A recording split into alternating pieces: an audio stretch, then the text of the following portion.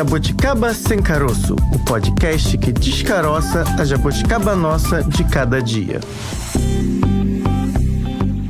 Olá, jabuticabers! Começa agora mais um Jabuticaba Sem Caroço, o podcast da Sputnik Brasil. E se você está chegando agora, oba! Fique sabendo que toda quinta-feira a gente fala sobre temas relacionados ao meio ambiente. Hoje, o bate-papo é sobre racismo ambiental. É isso mesmo, você não ouviu errado. Francine Augusto e eu vamos debater com os nossos convidados do que se trata, né, Francine? Exatamente, Bárbara Pereira, um prazer estar aqui com você em mais um episódio do nosso Jabuticaba Sem Caroço, tema importante, talvez aí a primeira vez, né, de muitos, inclusive você, Jabuticaber, se chegou hoje, já considero também aqui da nossa família, já é Jabuticaber também. A primeira vez, talvez, que você ouve, escute esse termo, mas com certeza conhece algumas dessas muitas vítimas dessa injustiça social. Bárbara, esse conceito, podemos dizer que é novo, né? Em 1981, um ativista afro-americano e defensor dos direitos civis, Dr. Benjamin Franklin Chaves, definiu que o racismo ambiental é uma realidade que atinge aí populações vulnerabilizadas. Aí a gente pode trazer como exemplo povos indígenas, remanescentes de quilombos, agricultores familiares, ribeirinhos, pescadores artesanais, caiçaras, isso trazendo aqui para nossa realidade brasileira. Isso porque, Fran, durante o rompimento de barragens, enchentes, deslizamentos de terras, secas, cheias, quem é que sofre com esses eventos climáticos? São todas essas populações definidas aí pelo ativista. E são justamente pessoas que vivem em condições vulneráveis,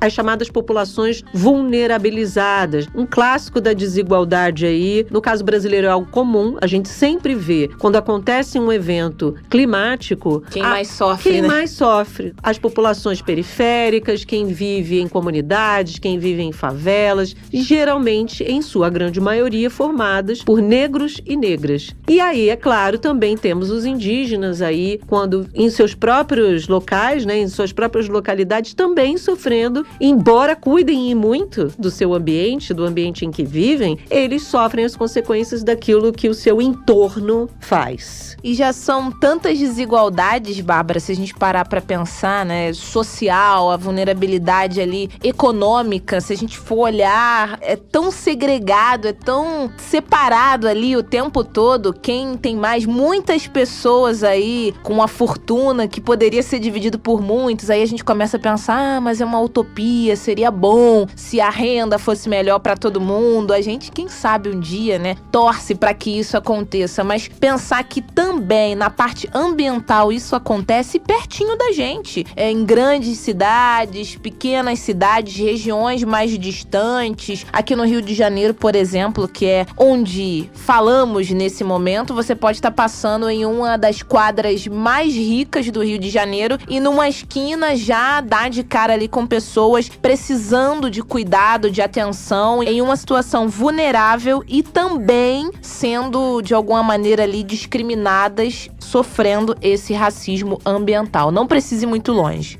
O que é importante ficar claro para quem nos ouve é que são pessoas que têm direitos, direito à moradia, tá tudo lá na Constituição. Direito à moradia, direito a um local com saneamento, com água potável, direito à qualidade de vida, mas muitas vezes, nem sua grande maioria das vezes, isso não acontece, não existem políticas públicas e não são políticas públicas específicas que deveriam ser voltadas, políticas públicas cotidianas, que são feitas para qualquer cidadão. Uma comunidade que precisaria ter todos esses direitos, muitas vezes aquilo é negligenciado em função do próprio racismo que está impregnado aí desde que o Brasil é Brasil. Constituído ali como sociedade, nunca houve políticas voltadas, de atendimento voltadas para essas populações, especialmente a população negra, e isso se perpetua até hoje. O meio ambiente vem só acrescentar, né? Na verdade, você é o meio ambiente, você é um ser social que vive num ambiente, o agravamento das questões ambientais só vem acrescentar mais uma desigualdade que já está ali existente naquela localidade. Então, a gente não deveria sequer ver mais um ambiente separado, né? O ar, a terra, não deveria mais ver assim. E como um conjunto de questões que fazem parte do mundo social, do mundo em que a gente vive. Aqui no Brasil, especificamente, o que predomina nessa desigualdade, esse racismo ambiental, como você bem disse, né? A população são os negros e também indígenas. Até porque, Bárbara, uma audiência pública recente aí das comissões de direitos humanos e também de ambiente sobre os impactos das mudanças climáticas justamente nesses territórios negros e indígenas aqui no Brasil, essa audiência também, né, principalmente tratava do racismo ambiental, apontou que as populações que vivem nas periferias são as mais afetadas pelo desmatamento, queimadas e várias outras ações. Já sofrem com tantos dilemas e, nesse caso também, só tende a piorar. E a gente fala quase que em todos os programas, mesmo a gente mudando de tema, segunda falando de economia, terça política, quarta-feira algum assunto da sociedade, quinta-feira meio ambiente, a questão políticas públicas, a necessidade, a existência sempre bate ali, a gente tá martelando, e nesse caso aqui do racismo ambiental, mais uma vez, não é diferente. Não é mesmo. E é por isso que tem muita gente que olha e deixa de esperar uma ação do Estado. É obrigação do Estado fazer isso, e Estado aqui a gente não tá falando governo estadual, Estado com E maiúsculo, né? São gestores públicos que deveriam olhar para essas questões e ali implantar medidas, implantar ações para que resolvessem essas questões, mas muitas vezes essas comunidades ficam esperando séculos e nada é feito. E aí resolve botar a mão na massa, literalmente tomar ali para si aquela comunidade e tentar resolver essas questões. Um projeto que foi desenvolvido numa das maiores florestas urbanas do mundo, que é a Floresta da Tijuca, porque a comunidade cansou de aguardar ali o tratamento do esgoto, a distribuição de água potável, foi lá e achou uma baita solução. É isso que a gente vai conhecer agora. Para entender um pouco mais como funciona esse projeto, a gente conversa com o Otávio Barros, ele que é atualmente presidente da Associação de Moradores do Vale Encantado. Otávio, muito obrigada por conversar aqui com a gente no podcast. Espero que seja uma boa dinâmica na conversa e que dê tudo certo. Já deu tudo certo. Otávio, queria que você apresentasse, né, aos nossos ouvintes. Já foram 5 gerações aí, né, a comunidade do Vale Encantado. Ela está localizada, né? Ela fica dentro da Floresta da Tijuca, aqui no Rio de Janeiro, uma comunidade que há anos aí enfrentava vários desafios, sendo um deles justamente a questão do tratamento de esgoto. Queria que você contasse, né, da onde surgiu a ideia, a iniciativa de construir ali nessa comunidade o projeto de saneamento ecológico. Essa ideia, ela foi uma casualidade, porque o que aconteceu? A gente aqui trabalha com turismo, desde 2005, que foi um projeto que a gente começou a desenhar junto com a comunidade, mas partiu de um francês que viu, assim, dentro da localidade, um potencial para o turismo. E aí, como a gente começou a trabalhar com turista, então eu faço a caminhada guiada. Tem 2 tipos de caminhada, uma leve e uma média, e essa média ela vai até uma cascata que é aqui no Vale Encantado, e é justamente onde deságua as águas da nascente e a água pluvial com a água do esgoto. E aí o turista, lá em 2007, mais ou menos, quando ele estava fazendo a caminhada, ele queria tomar banho nessa cascata. E aí eu falei que não podia, porque o esgoto desaguava em cima da cascata e tal. Aí ele, né, até ficou meio chateado, né, porque você levar não era uma boa ideia, depois, né? Então você imagina, você fica meio decepcionado, né? Você tem uma cascata dentro da floresta e está contaminada. Então, aí, a partir dali, como eu trabalhei na PUC durante 25 anos, né, saí em 2013, mas eu já estava começando a procurar algumas alternativas, algumas coisas que pudesse ajudar aqui no Vale Encantado. Aí foi em 2011, eu conheci o Léo, que se formou em engenharia ambiental, e depois o Tito. Só que falei com ele e tal, aí foi passando, né, o tempo. Aí quando a gente fez o Festival Encantado aqui em 2012 e 2013, aí a gente ganhou um biodigestor, né? Que é para produzir gás e tratar o resto de alimento. E aí esse gás vai para a cozinha da cooperativa. E aí o Léo e o Tito, né, eles vieram como voluntário trabalhar na construção do biodigestor. E a partir dali já estavam formados, já estavam começando a montar a empresa deles. Aí falou assim, olha, a gente pode de repente tentar conseguir uma parceria e tal para fazer aquele teu sonho aí do tratamento do esgoto. Aí, quando foi 2014 para 2015, aí ele escreveu um projeto junto à FAPERJ, né, com a PUC, um professor lá que é filiado à FAPERJ.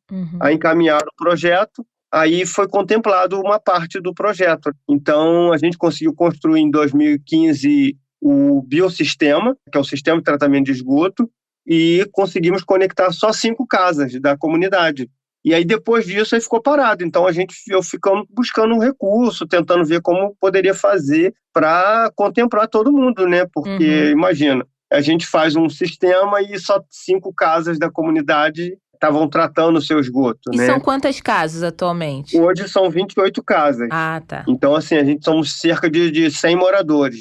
Tem diminuído até mesmo porque alguns jovens vão crescendo, né? Aí, por conta da dificuldade daqui do lugar, ou casando, ou vão arrumando emprego e melhorando um pouco as condições de vida e vão se mudando daqui. Mas aí tá ficando mais só os mais velhinhos, né?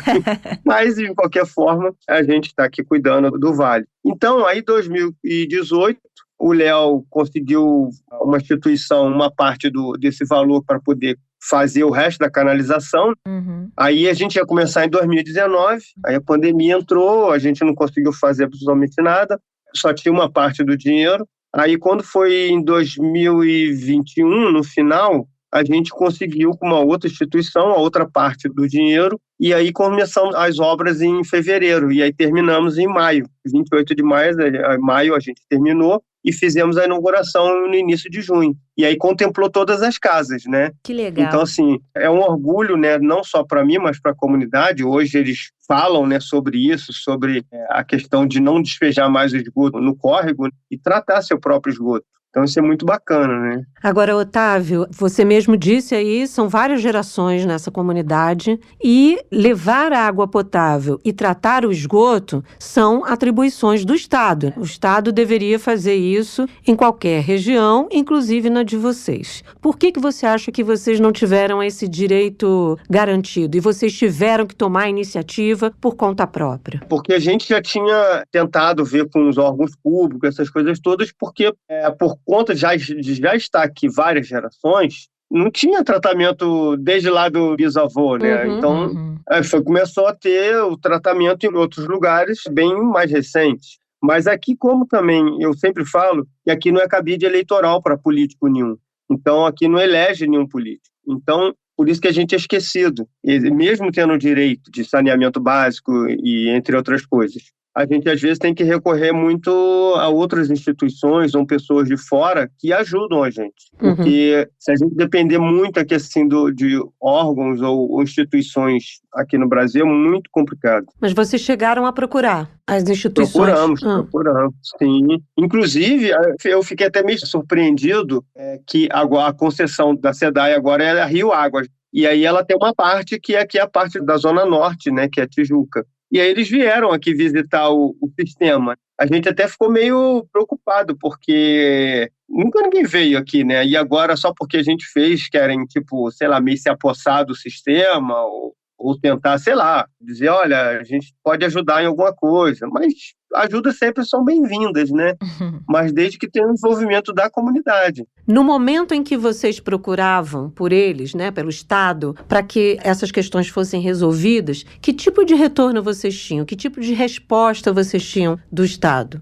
Não, a gente está vendo isso. Pode deixar que a gente já tem algumas regulamentações, tem algumas leis que dão essa possibilidade de fazer algum trabalho e tal. Mas sempre empurrando com a barriga, entendeu?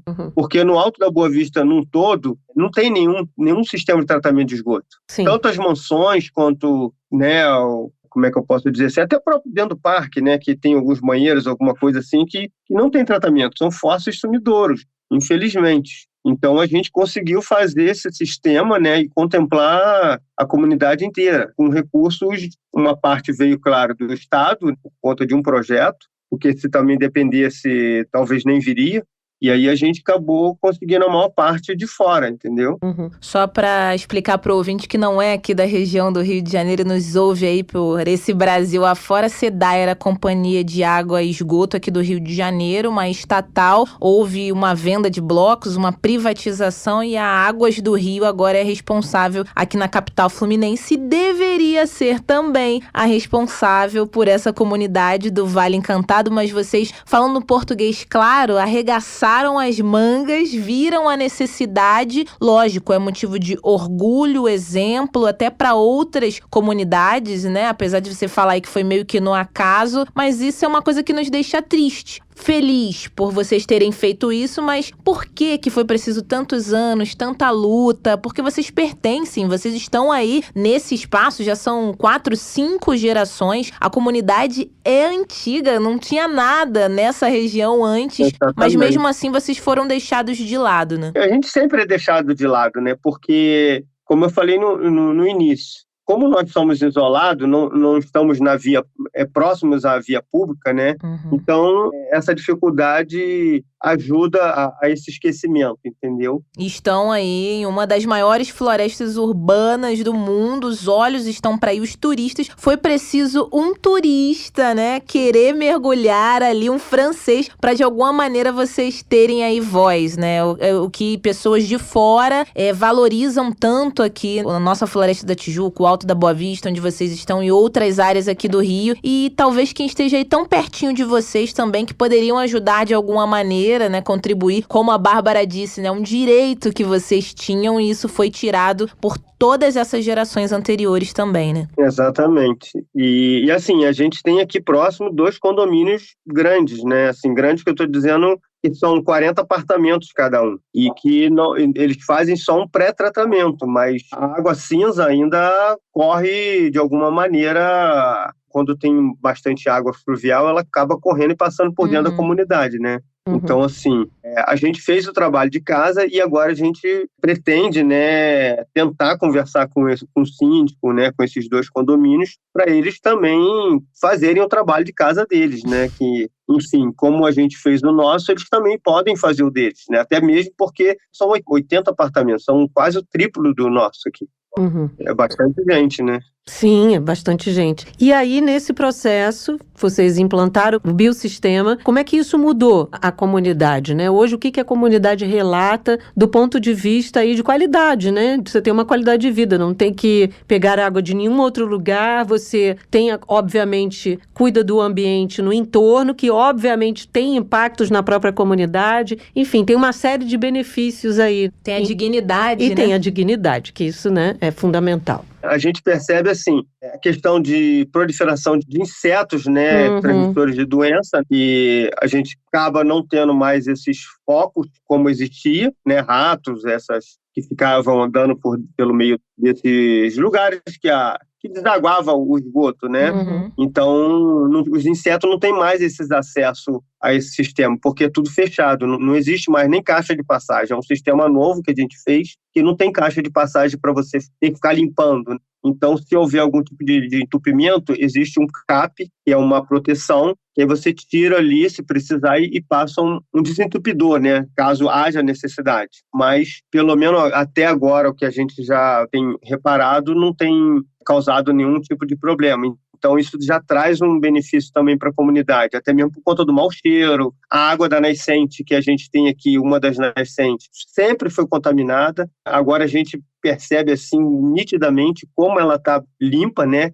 Desde maio agora desse ano. Sim. E aí você imagina vários anos de contaminação do solo, né, até ela se restabelecer. Então, mais a gente consegue perceber isso já na própria qualidade da água, né? Então, é um ganho que a comunidade, o meio ambiente, todo mundo ganha, né? E foram quase 10 anos, né? Lá atrás você falou, teve o turista que queria mergulhar, teve a equipe da faculdade, da PUC do Rio de Janeiro, que você estava lá dentro. A gente pode dizer que foi o acaso, sorte, né? E cada um identifica como queira. Você acha que quase uma década, né, para vocês terem a dignidade, terem um tratamento de água adequado, isso poderia ter sido encurtado se não houvesse uma espécie de preconceito ambiental com vocês, com essa população que está localizada aí no Alto da Boa Vista, e que houvesse um tratamento, como a gente diz aqui no Rio de Janeiro, com o pessoal do asfalto? Eu posso te dizer até um pouco mais sobre isso. Às vezes, esses tipos de preconceito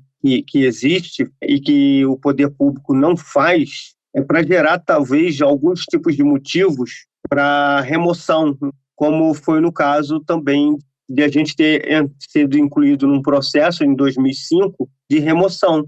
Né? Então, todas as casas aqui ser removidas, não só daqui, mas a do entorno aqui do Alto da Boa Vista, né? Das comunidades. Era um dos argumentos deles, dizendo que a gente estava poluindo os rios, poluindo o meio ambiente, desmatando, poluição visual. Então, assim, tudo que você vê de ruim era jogado nas costas da comunidade, tendo em vista que a comunidade por já ter muitos anos de construção aqui no Vale, né, como você estava falando, e eu reafirmo, né, na quinta geração da minha família, tem um prédio, esse prédio que eu estou falando, ele tem 40 apartamentos, ele foi construído na década de 70. Então, assim, ele não foi incluído dentro desse processo de poluição visual ou de discriminação, ela é constante. A classe pobre, né, vamos dizer assim. E a sua família está aí desde quando? Só para o nosso ouvinte ter uma noção, as famílias que estão aí. A minha família está desde 1905, mais ou menos, né? Nossa. A família Carvalho,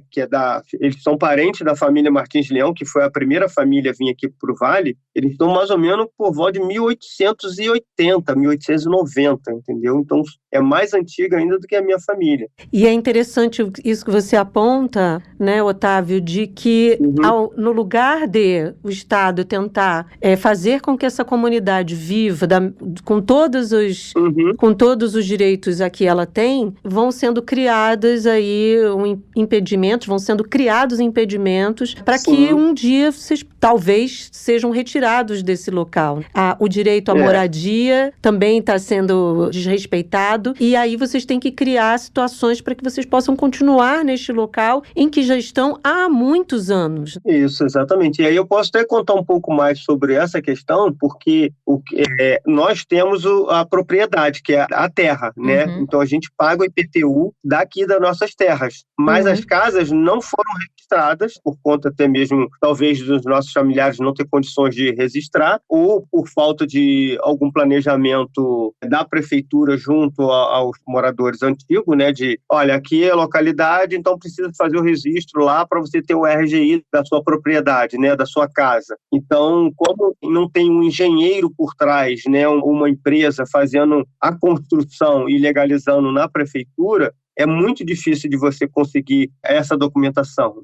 E aí, pasmem, né, que a gente teve que fazer, por conta desse processo de remoção, fazer o uso capião das nossas próprias terras, para regularizar as nossas casas. Então, aí a gente agora tem um processo no ITERJ, né, que é o Instituto de Terras e Cartografia do Estado do Rio de Janeiro, que já está lá desde 2008, já foi feito o cadastramento socioeconômico, já foi feito o arruamento, né, as delimitações, foi delimitado o entorno da comunidade para evitar de crescimento, foi desmembrado as casas onde tinha várias pessoas da própria família, mas que, porventura, alguém viesse a falecer, né, já está desmembrado certinho, e está lá no ITERJ, e agora o ITERJ não tem mais a responsabilidade, porque está dizendo que, por um projeto que foi aprovado, passa a ser da prefeitura. Então, a gente agora depende da boa vontade da prefeitura para poder fazer a questão da regularização fundiária, para poder dar o RGI das casas. E aí, por outro lado, eles não querem fazer isso porque eles vão ter mais obrigações, que é fazer a pavimentação, vai ter que botar a iluminação, vai ter que ver realmente a questão da estação de tratamento, né, que a gente fez, mas talvez melhorar ou dimensionar para que, vamos dizer assim, possa contemplar mais pessoas caso vinha a ter na comunidade, entendeu? Que é meio difícil, mas mesmo assim. Então, são várias situações assim que a gente vê que há uma negligência de ambas as partes. Preconceito, acho que não tem outra palavra mesmo que defina melhor isso. E o curioso, né? Porque para uma parte, para pagar ali um imposto, vocês existem, mas pro Estado cumprir a obrigação não é bem assim. E nisso vai indo, vocês continuam na luta. Pelo que você está relatando aqui, vocês querem, obviamente, ter tudo ali legalizado, registrado, mas é algo que não depende apenas de vocês, tanto que vocês querem cuidar mais do que qualquer outra pessoa desse espaço, dessas terras. Vocês fizeram, né, um projeto justamente para não poluir, para não degradar e que o ambiente aí, o entorno fique cada vez mais preservado, né? Vocês só querem isso, preservar, manter viva a história também dos seus anteriores, né? Seus pais, seus avós e pros que virão também. Vocês só querem cuidar da terra, né? Sim, e assim, tanto a gente tá nessa luta, porque como a gente trabalha com o turismo, a ideia é justamente você transformar num lugar, né, onde as pessoas possam vir visitar, né, serem acolhidos e gerar renda para as famílias. Porque a gente vê aqui que tem muitas famílias que, por conta de trabalhos anteriores, nunca puderam trabalhar fora do Vale. E esses tipos de trabalho eles terminaram. Eu posso citar para você assim, a gente veio aqui desde a plantação do café na Floresta da Tijuca. Aí depois a gente teve a parte da agricultura, que aí também terminou por conta de competições fora daqui do Vale, e o Vale, por ser pequeno, a quantidade de produção que era produzida não dava para competir com, vamos dizer assim, com os carregamentos que vinham de São Paulo, né? Para os centros de abastecimento. Então era inviável você competir. Depois teve uma outra parte que foi da parte de floricultura. Um longo período também de parte de floricultura, onde outras pessoas vieram trabalhar também na parte da coleta de flores. E aqui tinha muito, era camélia, azaleia, agapanto, palmas, entre outras flores que eram de época, né? Então a gente tinha aqui um período de floração, por exemplo, vou dar um exemplo, janeiro até maio, né? Aí depois acabava aquelas flores, aí tinha outra de maio a junho. Aí acabava aquelas flores, aí tinha outra. Então, assim, você tinha uma colheita de flores o ano todo. Aí, por conta também da migração europeia nas regiões serranas, começou a competição também. Aí a gente também não pôde mais estar produzindo e competindo, porque vieram flores novas, flores que tem o ano todo. Sim. Então, as pessoas querem novidades. Então, acabou não produzindo mais e mantendo as famílias. Por sua vez, uma das famílias que tem aqui, que foi a família Medeiros, também que é uma família antiga, eles começaram a trabalhar com a questão da extração do granito, né? O granito Tijuca. Então, era uma atividade econômica rentável e que não tinha competição no mercado. E aí a minha família também, por conta de trabalhar muito com a parte de flores, acabou deixando as flores para poder trabalhar com a questão da extração do granito. Mas era muito artesanal, né? Isso eu estou falando na década de 70, mais ou menos. Sim. E aí isso se estendeu até mais ou menos, eu posso dizer assim, um trechinho aqui do vale, uma parte do vale, era essa parte que fazia a extração do granito. E era justamente pela minha família, da família do Medeiros também tinha uma parte que fazia a extração do granito. A família Carvalho, que é essa que eu tinha falado também, que é a primeira daqui, nunca precisou fazer essa questão da extração do granito, porque como era uma família menor, então eles viviam muito da caça e de ter animais que eles mesmos cuidavam e criavam, né, para o seu próprio sustento, além da lavoura. Então eles não precisavam muito estar comprando coisas fora. E aí, por conta dessas empresas que alugavam as máquinas para poder fazer a extração do granito, ela começou a crescer o olho em relação à qualidade do material e porque era para exportação.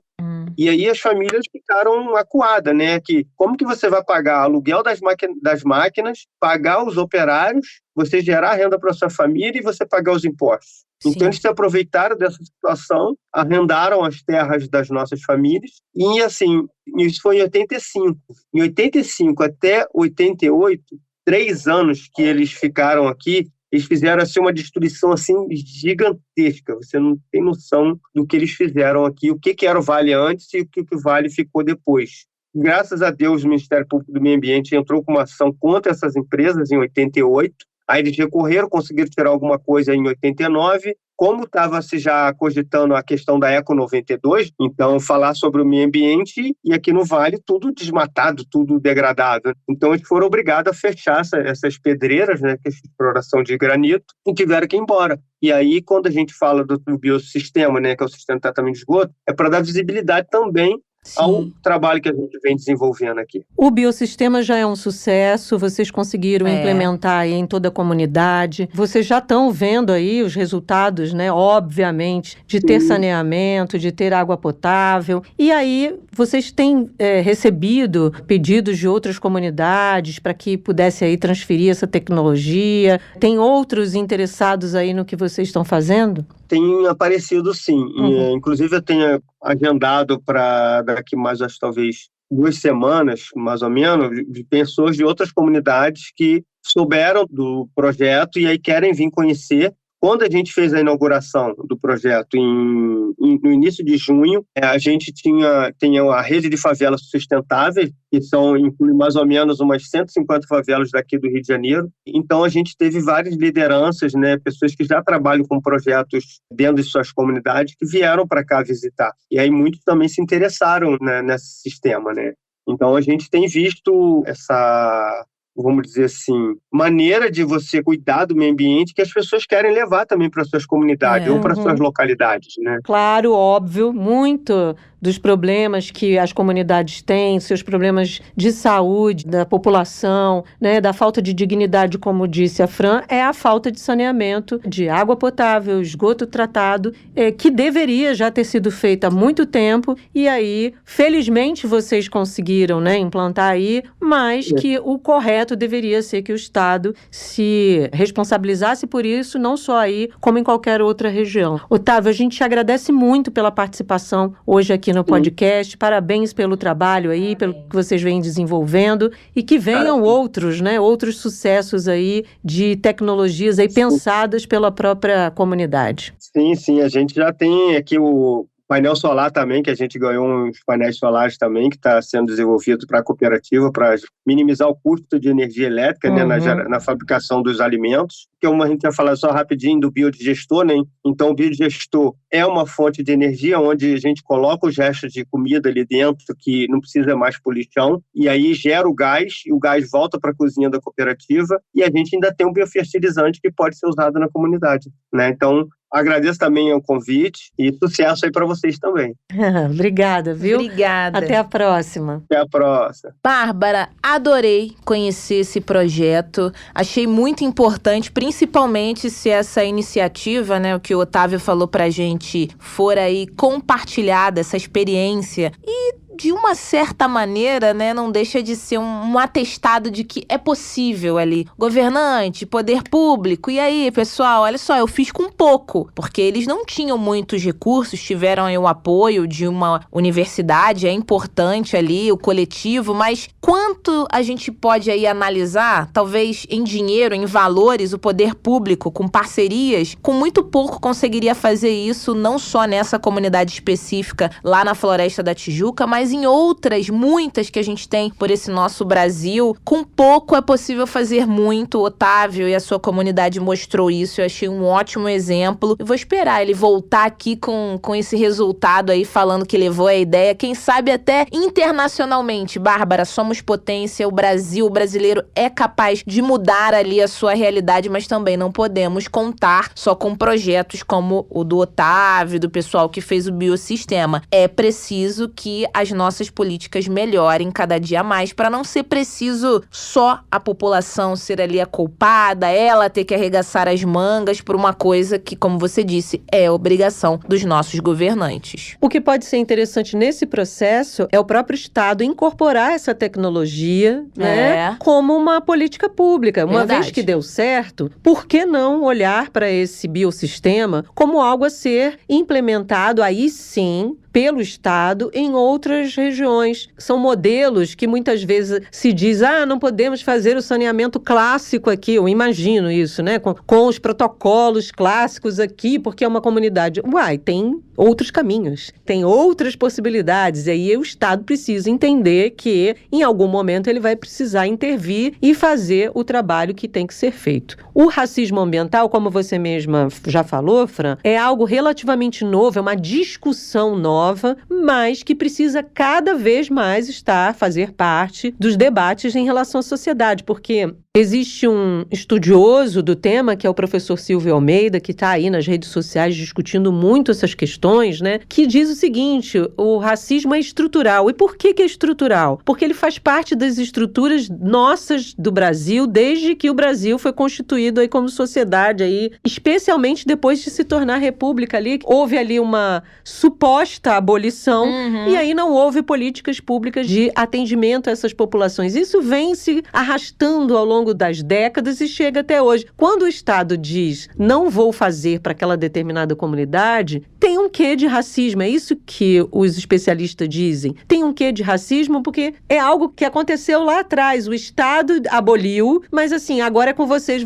se virem. O próprio Otávio falou que não auxiliar, não entrar naquele espaço ali, ele acredita, né, que fosse uma maneira de fazerem com que aquelas famílias saíssem dali. A gente não vai te dar o mínimo básico que todo mundo tem direito para vocês darem o jeito de vocês, só que não contavam que eles iam revolucionar aquela região de alguma maneira, Não né? contavam com a astúcia da sociedade. É verdade. Pessoas criativas, pessoas empreendedoras, pessoas realizadoras, mas que não podemos achar que isso é normal. Não vai lá, não faz e diz, é com vocês. Vocês fizeram, que legal, né? Não é por aí. Exatamente por isso que ainda temos gestores públicos, né? Porque senão a gente não precisaria deles. Então, é fato que a gente precisa entender como essas estruturas se dão, acontecem, e como é que o racismo estrutural é um processo que precisa ser discutido e combatido. Como a nossa entrevistada fala. É isso aí. Sobre esse assunto, a gente conversa com a professora Joana Guimarães. Ela é geóloga e reitora da Universidade Federal do Sul da Bahia. Professora, é um prazer recebê-la aqui no podcast, viu? O prazer é todo meu. É sempre um prazer conversar com vocês. Professora, essa terminologia, racismo ambiental, ela é relativamente nova, né, para a sociedade de um modo geral. Queria que a senhora começasse explicando para o nosso ouvinte o que se caracteriza por racismo ambiental. É relativamente novo, sim. Racismo ambiental é um termo que inicia a partir da década de 90 e ele vem muito voltado para a questão, o que caracteriza o racismo ambiental e como é que surge, né, esse termo. Ele vem muito em função dos locais. A gente percebe, por exemplo, quando os empreendimentos causadores de poluição ou de degradação ambiental, eles sempre são colocados em locais onde pessoas que já são vulnerabilizadas socialmente, já estão em situação de vulnerabilidade social, vivem, né? Então você observa isso nas cidades. Vamos pegar um exemplo, as nossas cidades. Você andar pelas periferias das cidades, você vê a falta de política pública voltada para a questão do bem-estar do ponto de vista público, nas ruas, no esgoto a céu aberto, no lixo acumulado em vários locais, onde essas pessoas vivem. Para além disso, o termo começou a ser utilizado por conta de indústrias e atividades altamente poluidoras que eram colocadas em locais onde você tem pessoas mais vulneráveis. Então, a partir daí, iniciou-se essa discussão acerca do racismo ambiental, para descrever o estado de descaso e de falta de políticas públicas para essas pessoas, né? Então, por isso a gente usa o termo racismo. Não se refere especificamente a um racismo do ponto de vista racial, mas do ponto de vista de comunidades que são afetadas pela falta de políticas públicas e pelo descaso com a vida delas do ponto de vista de bem-estar social, bem-estar ambiental, né? Vamos dizer assim. Certa vez, Joana, eu entrevistando o ambientalista, ele falou que aqui no Rio de Janeiro, e pode talvez ser o exemplo de outras regiões do Brasil também, a degradação do meio ambiente era democrática. Por que ele quis falar isso? Porque a gente acaba associando, aqui temos várias comunidades, grandes complexos de favela, e a gente acha que o culpado das lagoas estarem destruídas aqui na Baía de Guanabara, trazendo o exemplo do Rio, as praias, não, é o pessoal da comunidade, é o pessoal da favela, porque lá não tem saneamento. Isso acaba se criando uma estrutura para a gente pensar assim. Esse ambientalista em questão falou que não, que na região dos grandes prédios, dos grandes shoppings, também existia descarte irregular. Então, em algumas situações, às vezes é colocado, né, para quem não quer pesquisar ou não sabe muito a respeito do assunto, que são essas populações mais vulneráveis às responsáveis pelo problema ambiental daquela região, daquela cidade. Não é bem assim também, né? Acaba se colocando uma culpa nas pessoas que são vítimas também disso. Sim, mas é exatamente aí onde está o grande problema. É que a atividade poluidora, a geração de resíduos, a poluição das águas, a questão do descarte indevido de resíduos e tudo mais, os efluentes, é feito por todos, né? Inclusive pelas comunidades mais que têm uma vida, digamos assim, mais abastada, né? Pelas comunidades que desfrutam do poder econômico. Mas quem sofre as consequências é a população mais vulnerável, porque moram em lugares insalubres, porque é o que resta muitas vezes para essas pessoas, porque elas não têm outra alternativa de viver. E essas pessoas, quando elas se instalam em determinados ambientes, esse ambiente é abandonado pela política pública. Ele não é visto como um local, porque embora toda uma cidade, vamos dar um exemplo de cidade, né? A gente pode falar de campo, pode falar de áreas rurais, de outras áreas, mas vamos colocar nas cidades que as pessoas vivem mais e observam mais o que acontece no entorno de uma cidade. As pessoas da classe média, as pessoas das classes mais abastadas, as que têm mais recursos econômicos, elas vivem em condomínios onde tudo é muito bem cuidado, onde existe todo um cuidado, embora o lixo e o descarte do que ela utiliza, do que ela produz, não fique ali. Ele é jogado para longe dali e atinge exatamente essas pessoas que vivem nesses locais que são mais insalubres, né? Então você olha nas periferias, você não vê rede de esgoto decente, você não vê coleta de lixo e tratamento de lixo de forma adequada. Então, assim, não é que as pessoas que vivem nesses lugares são as responsáveis pela poluição, elas são vítimas dessa poluição, na verdade, né? Porque é claro que, e também tem uma outra questão que é o fato das pessoas, você nasce uma criança num ambiente desse, ela olha no entorno dela e aquilo para ela é o normal. Sim. É o normal viver naquele ambiente em que tudo é abandonado. A política pública não chega até ela não enxerga isso no seu dia a dia, né? Então, é muito mais do ponto de vista de serem vítimas do que de serem culpados, né? As periferias. Agora, professora, embora a senhora diga que há uma relação, não há uma relação direta com a questão racial, mas as populações periféricas, as populações que vivem nessas comunidades, em sua grande maioria, são formadas por pessoas negras, né? Homens, mulheres e crianças, né? A gente pode dizer que é o chamado racismo estrutural aí, que o professor Silvio Almeida tanto fala, né? Está dentro das estruturas, né? E aí levam essas pessoas a vivenciarem ainda mais situações de degradação, degradantes, situações de negligências de políticas públicas, enfim. A gente pode entender um pouco por esse caminho? Sim, sem dúvida. Na verdade, quando a gente fala em negligência e pessoas negligenciadas e comunidades negligenciadas, vulneráveis socialmente, a gente está falando na sua grande maioria das pessoas negras, né? Porque é claro que são essas pessoas que ocupam grande parte das periferias das cidades, né? Ocupam grande parte das favelas, dos ambientes que são deixados, que são pouco vistos pelas políticas públicas, né? Pelo poder público. Essas pessoas são abandonadas, como sempre foram, desde o fim da escravidão, né? Que elas foram simplesmente jogadas à própria sorte. E assim, você constrói com isso uma relação muito, muito perversa, que é o fato das pessoas serem colocadas nessa condição e acaba sendo uma coisa quase que normal para essas comunidades, essa vida, né? Como se elas não tivessem direito a isso. E eu tenho falado em relação a essas questões, por exemplo, quando a gente fala um pouco da universidade, né, que é o ambiente onde eu vivo, né, onde eu trabalho, onde eu atuo, que a gente muitas vezes fala da universidade como um local, a importância da universidade, como que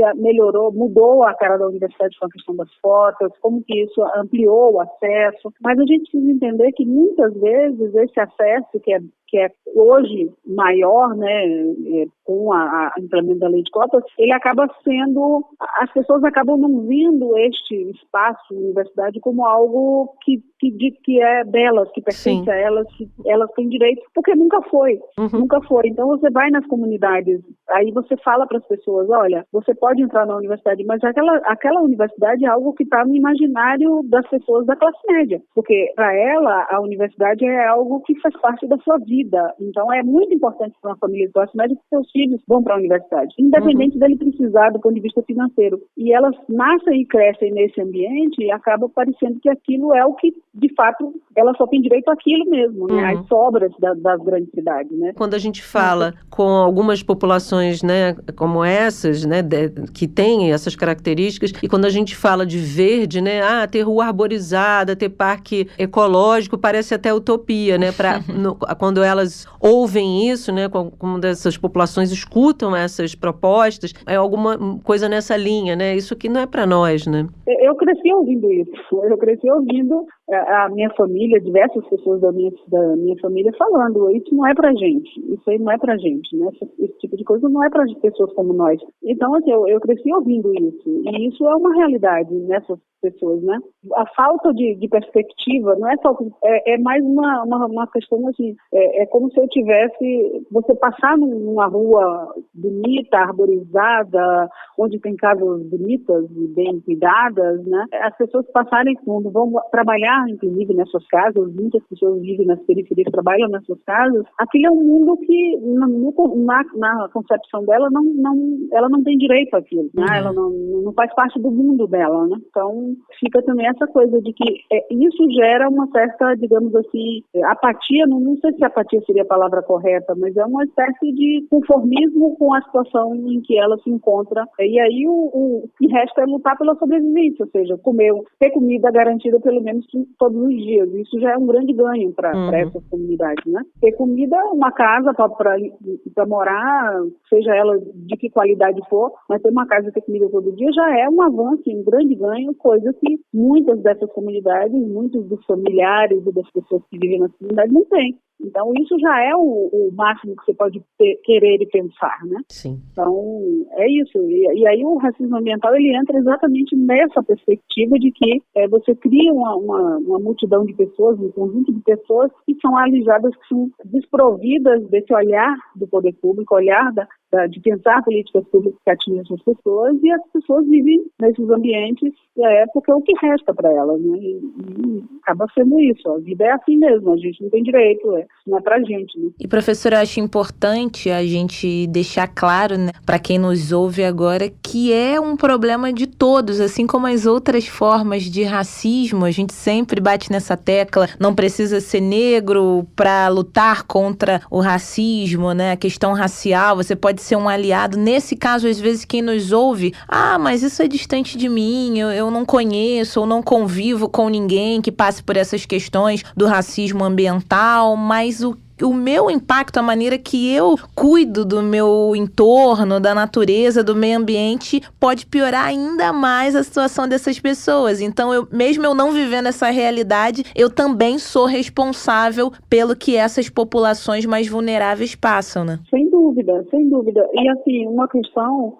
Quando a gente fala isso, se fazer um recorte específico da questão ambiental, isso afeta todos, sem exceção. Mesmo aqueles que vivem protegidos nos seus condomínios de luxo, são afetados pela questão ambiental, em uma medida ou outra, né?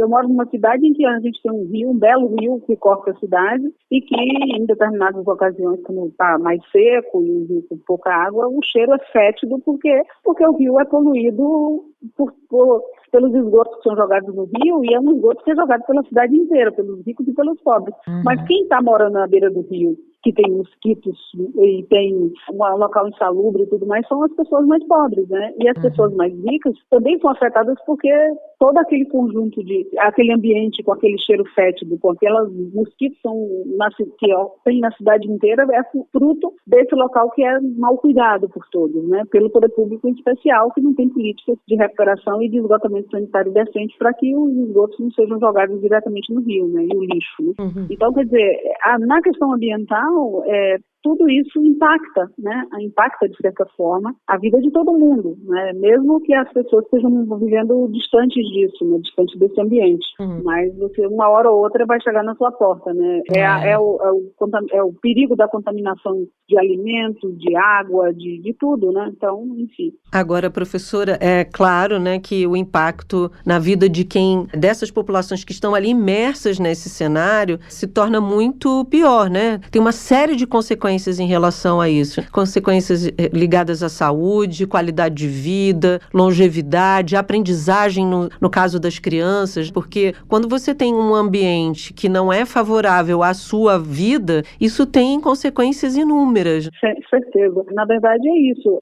Sempre, todos são afetados quando a gente está falando da questão ambiental, mas obviamente quem sofre no dia a dia, quem tem o impacto direto na sua vida são as comunidades mais vulneráveis, né? Socialmente vulneráveis, e socialmente e economicamente vulneráveis, porque elas têm um efeito direto. Sim. As pessoas que vivem nos seus belos condomínios, ela tem um efeito indireto, um efeito muitas vezes ruim de passar em certos lugares, de ver ou de conviver com certos riscos do ponto de vista de contaminação e tudo mais, de determinadas fontes de água ou de alimentos, mas elas não vivem o dia a dia, inclusive eu posso comprar orgânicos, eu posso escolher onde eu vou comprar para não comprar isso que está na feira, muitas vezes, ou que está em determinados lugares que vem, ou nos supermercados, ou seja lá onde for, que vem já contaminado por conta de toda essa questão ambiental. Eu vou e compro minhas coisas orgânicas, eu pago mais caro, mas compro, né, para me proteger, e tem mecanismo para isso. As pessoas que vivem nas periferias não têm esse mecanismo. Elas convivem com isso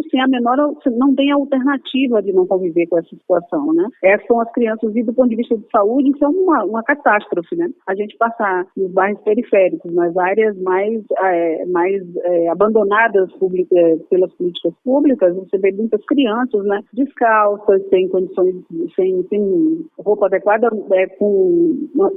pegando coisas no lixo, enfim, convivendo naquele ambiente totalmente insalubre. Então, isso é um efeito assim, muito perverso sobre essas comunidades, né? Essa questão do abandono, né, do poder público dessas pessoas, né, que vivem nesses locais. E conseguimos reverter, professora? Tem alguma maneira de combater esse tipo de racismo, da gente lutar junto aí de alguma maneira para que ele diminua até um dia, quem sabe, desaparecer? Olha, isso está vinculado a uma questão que é mais ampla do ponto de vista, a mesma lógica e a mesma tipo de luta que a gente tem que travar para ter um pouco mais de justiça social, né, nas nossas comunidades, né, que é pensar que a acumulação de riquezas por poucos, de forma muito exacerbada, quer dizer, você tem hoje mais e mais pessoas que acumulam riquezas e outras tantas milhares de pessoas que vivem abandonadas e que vivem com o mínimo ou menos do mínimo que precisam para a sobrevivência, né? E a gente está falando aqui do racismo ambiental na mesma lógica da questão da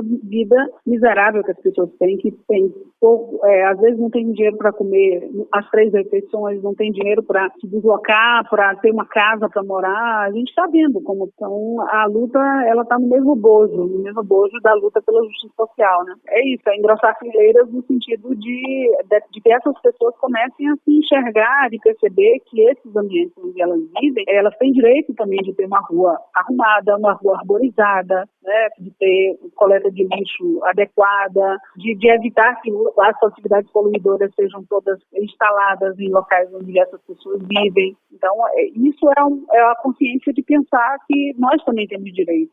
Temos direito à vida, temos direito à cidade, temos direito aos bens que são gerados e produzidos no meu entorno, né? Então, é isso. Acho que é a luta que de nós, a luta de sempre, né? Trabalhar na perspectiva de mudança dessa relação social que nós temos, né, do capital, que é o grande motor da nossa sociedade, e ele faz com que você tenha a necessidade de ter essas pessoas, que são as pessoas que ficam aí disponíveis para serem usadas, para que o capital se renda cada vez mais, e essas pessoas fiquem disponíveis para serem utilizadas, né, para a geração de renda para poucos, né. Enxergar que é um problema nosso também, né, professora? Não é deles, de quem passa por isso. Acho que já é um ponto tentar ajudar de alguma maneira ali. Não sei se ajudar é a palavra, mas se colocar ali junto, disponível, como eu sempre digo, né? Lixo, não existe jogar fora. É o mesmo espaço. Isso. A gente vai jogar ali, não, tá no mesmo lugar. É uma questão de todos, não só para quem tá ali mais vulnerável. E quando vem um fenômeno climático, uma mudança, todo mundo sofre com isso, né? Principalmente Sim. essas vítimas, né? Com certeza. Nós temos uma relação muito predatória com o planeta, né? Eu, como geóloga, que estudo o planeta Terra, a gente tem uma relação muito predatória com o planeta. A gente tem uma relação de uso exaustivo, né, dos bens, das matérias-primas, dos bens naturais e simplesmente para acumulação de riquezas, única e exclusivamente, né? A gente cria uma sociedade altamente consumista em que as pessoas tem pessoas que têm, sei lá, inúmeras coisas, muitas casas, muitas roupas, muitos sapatos, muito tudo, e outras que não têm o básico para o dia a dia, né? Então, é isso, a gente, esse consumismo, né, que faz com que as pessoas queiram cada vez mais acumular coisas, traz esses problemas todos, né, que nós temos aí, que necessidade exaustiva de uso dos bens, produção enorme de lixo e de resíduos de toda a natureza, né, porque a gente descarta muita coisa, joga no lixo muita coisa, e é isso, essa lógica da sociedade que nós temos, ela está num contexto único, o contexto econômico, o contexto de acumulação de riquezas, o contexto de degradação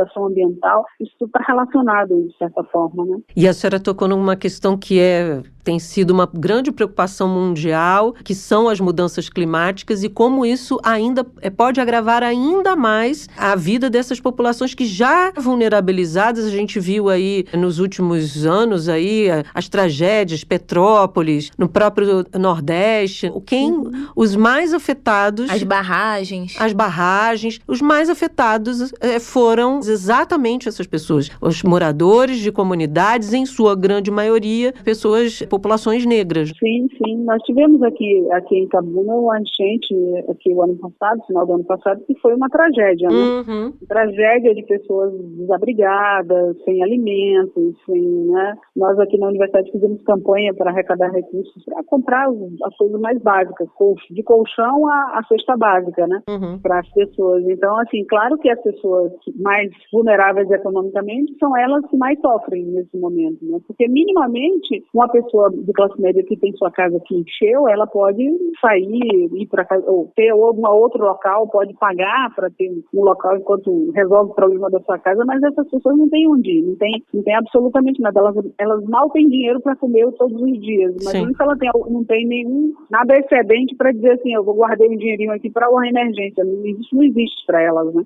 Quem mais sofre também porque elas vivem nos locais mais vulneráveis também, uhum. Nos locais onde aqui a gente tem umas comunidades que ficam na beira do rio, como que essas tragédias naturais, né, Sim. que natural até ali, né, porque obviamente a gente tinha falado de mudanças climáticas, aí eu citando os exemplos, por exemplo, Petrópolis, aqui na Bahia, aqui no Nordeste, aqui na Bahia, em Pernambuco, Alagoas, teve vários casos aqui também de situações extremas, né, de clima bastante com enchentes, e isso afeta prioritariamente as comunidades mais vulneráveis, né, porque quem vive nos lugares de maior vulnerabilidade ambiental também, né. E na hora que isso é mais demonstrado é quando tem, né, até muitas pessoas não sabem a diferença, tem os desabrigados, os desalojados, os desabrigados, isso. A pessoa não tem mais nada, era a única casinha que ela tinha, não tem um parente, não tem ninguém, depende de uma ajuda, o desalojado foi algo ali temporário, então nessa hora a gente consegue, acho que, enxergar ainda mais como essas pessoas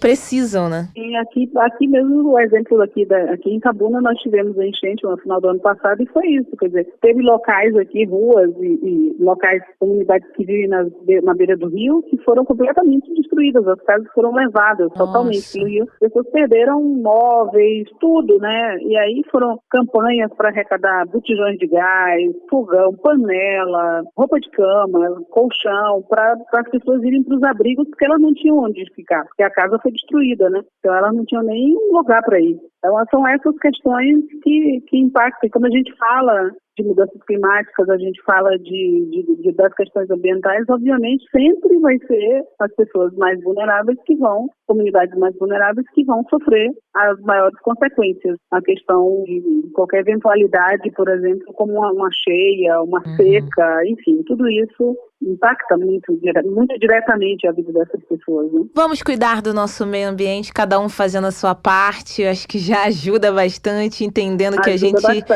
tá tudo interligado. Eu acho que é isso, né, professora? Não separar, não segregar, não é um problema seu, dele, do outro. Todo mundo tem responsabilidade e a gente espera que, de alguma maneira, quem nos ouviu aqui nesse episódio de hoje tenha tido um outro olhar a respeito desse tema, talvez não tão conhecido por muitos. A gente sabe da situação, mas não conhece ali no dia a dia esse termo, né, do racismo ambiental. Muito obrigada. Com a sua ajuda, conseguimos aqui levar uma mensagem para cada ouvinte nossa. Professora Joana Guimarães, muito obrigada. Já deixo o convite para uma próxima vez, viu? Eu que agradeço a vocês a oportunidade. Nos é muito caro esse assunto, ele é muito importante para que a gente viva, né? Tem uma sociedade de fato com justiça social. Obrigada, professora. Obrigada a vocês pelo convite. Até a próxima. Tchau, tchau. Tchau, tchau.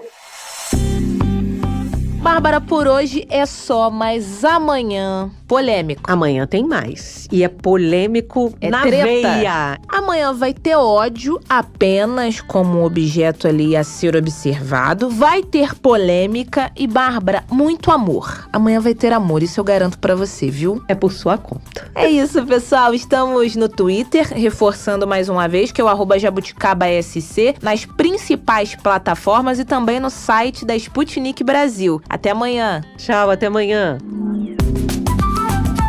Jabuticaba Sem Caroço, o podcast que descaroça a jabuticaba nossa de cada dia.